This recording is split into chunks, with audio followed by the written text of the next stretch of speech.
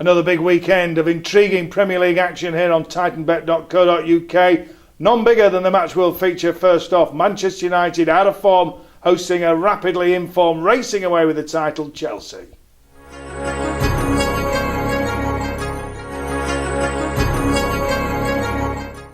Well, welcome along then. I'm Nick Harris. I'm joined this week by Alex Jack, and we're going to take a look at all the big games that start on Saturday lunchtime with West Ham taking on Manchester City. But that's not the first game we're looking at, because the big one on Sunday, 4 o'clock, Manchester United out of form, Chelsea rapidly in form, rapidly running away with the title. Can anybody stop them? Normally you would look at this and think, well, it's going to be a tight affair with Jose Mourinho possibly going for a dull 0-0. He said he can set up his sides to do that in the past and has proved it as well. But with United conceding goals left, right and centre, maybe the time is to get on a Chelsea to 0 victory. Although, of course, no Loic Remy, no Didier Drogba, doubts over Diego Costa, who's going to play up front. But I'm going to go for an away win. Alex?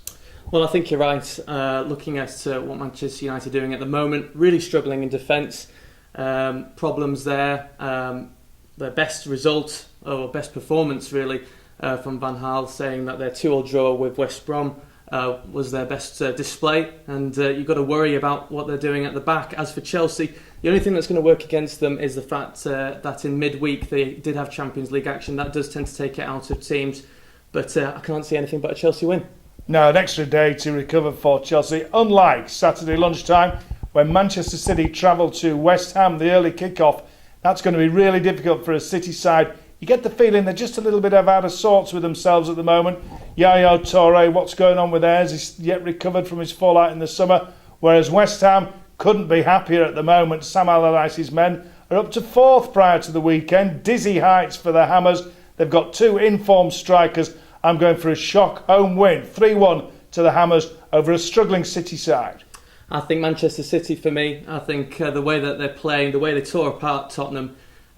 Yes, West Ham have been doing well. The new signings, Valencia and Sacco, have been very good. They've added another element to their side, but the way Manchester City playing, Sergio Aguero is on fire at the moment, and I see a 2-1 Manchester City victory.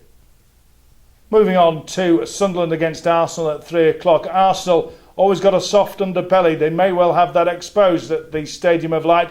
Sunderland players will be desperate to show a reaction to Gus Poyet after their humiliation down on the South Coast last week to Southampton, conceding 8. It could have gone even to double figures had they played another 5 minutes. Sunderland will be going all out. I think bookings and sendings off is the one to get on the market here, because Sunderland players will be desperate to try and show that they're worthy of the shirt, and they'll be flying into the tackles against an Arsenal side who don't like being booted about all over the pitch. So bookings for me, and possibly a 0-0 or just a sneaky 1 goal either way. Yeah, I think Arsenal might come out on top of this one. Sunderland, how do you bounce back from 8-0? It's going to be really tough for them. Their big men need to stand up, the likes of Wes Brown, John O'Shea, Lee Cattermole. Stephen Fletcher needs to do a lot more up front for me.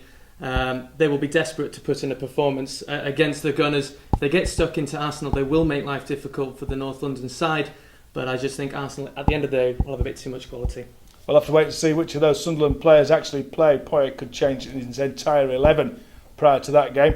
Moving on then to the rest of the games on Saturday. Liverpool take on Hull at 3 o'clock. Despite the fact there's no Daniel Sturridge, I expect Brendan Rodgers' side to have enough against the Steve Bruce team, who are resolute. They got a good 2-2 draw last week at Arsenal and could have done a lot better, but I'm predicting a tight fought, maybe 1-0 home victory.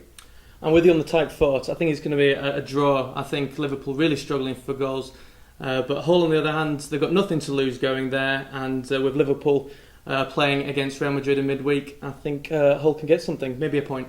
Maybe a point, we'll wait and see. Southampton take on Stoke. Stoke are difficult to break down. Southampton, though, despite selling entire squads over the summer, all the cutlery, and left with a couple of pots of china in the team room at the end of the day, they seem to have put together a side that is taking all before them. 8 past Sunderland. I don't expect it to be 8 against Stoke, but I do expect to win, possibly by a 3-goal margin.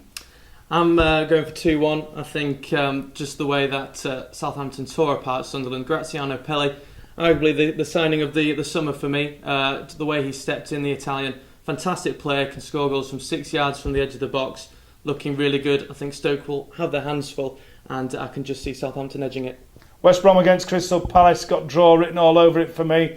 Baggy's going well, did well against Manchester United, should possibly have held out for a win. Palace lost to Chelsea early doors. Had they not conceded that Oscar free kick, they may have made life a lot more difficult for the title favourites, but I think a draw all over this one. I'm with you. I can't see anything but the spoils being shared. West Brom have done really well. Berahino, Sessegnon looking like a good partnership, linking up well. Crystal Palace, they've got goals in them here and there, but a draw for me. Swansea against Leicester is the final game on Saturday evening, 5:30. Not exactly sure why that one's been put on for everybody to watch at that time. Most people will be watching Come Dancing or whatever's on the other side.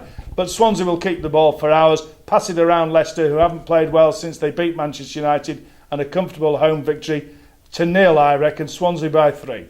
Yeah, I'm a Swansea as well. I think the way that they're playing, Gary Monk obviously agreed with what happened in the last game. I think they've got a point to prove. They'll be disappointed with their last results, and I see them getting the win.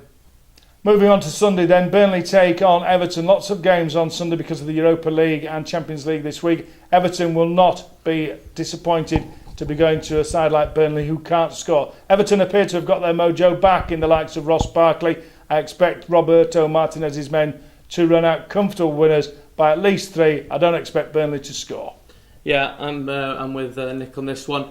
Looking at Everton, Romelu Lukaku back on the score sheet in his last outing, and looking good. Ross Barkley's massive boost for the Toffees, and Burnley, I think they're destined for Championship football next season, just struggling really to score goals. They need to make some serious improvements in the January window. A comfortable win for Everton. A very wise man agreeing with everything I say. Spurs against Newcastle. Newcastle scraped to win last time out against Leicester. Tottenham, you never quite know what you're going to get with Tottenham. One minute they look as though they're grasping what the new coach has got to offer. The next minute they look as though they're grasping at straws. But I'm going for a home win on this one. Spurs by at least 2. Newcastle, the pressure will mount once again on Alan Pardew. I'm going to disagree with you on this one. The way Newcastle have been playing, yes, they were lucky in the last game, a late goal for Obertan, but the way Papi Cisse is playing at the moment, I think he was unlucky not to get on the score sheet at St James's Park in his last game, and I think he's looking good. I can see him getting a couple of goals against a flaky Spurs defence, and I think there's going to be a rare away win for Newcastle. What about his miss last week? I could have scored that easy, and I'm about 106.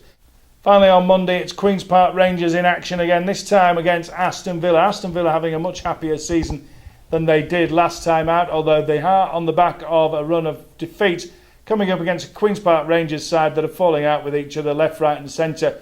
Harry Redknapp falling out with Adel Taarabt in midweek, possibly showing why the FA may have been right to go for Roy Hodgson instead of allowing a man who gets himself dragged into public fights with his own players. Things not getting any better for the Owls. They've got plenty of injury problems going into this game, and it's a away win for me.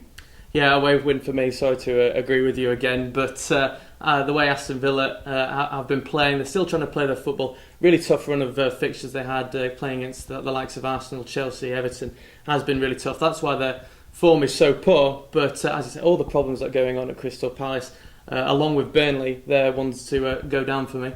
Christian Benteke, first goal scorer, 3-0 win to Villa. That's what I'm going for. Anyway, check out all your prices with Titanbet.co.uk, and we'll be back next week with a look ahead to those fixtures.